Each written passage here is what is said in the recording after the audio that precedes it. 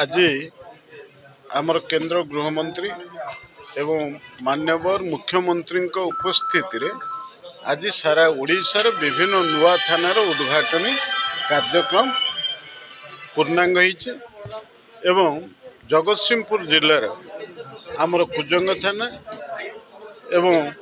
Jagatsinghpur cyber थाना एवं नाउगाँ थाना यार शुभ उद्घाटन मध्य सरी से अवसर में गोटे कथा होची जे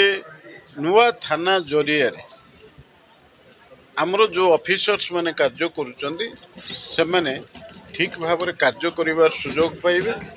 एवं स्टाफ माने जो जो रूम गुड़िकर कार्य करुचंदी एवं जो जो मानक ना रे अपराध अच्छी किंबा छोट मोट गंडगोल होची जो लोक मान को डका जाउची से मान को बसिया पई जगह स्थिर करिबा एवं किछि केस रे सेथिरे कॉम्प्रोमाइज आधार रे बुझामणा जरिया रे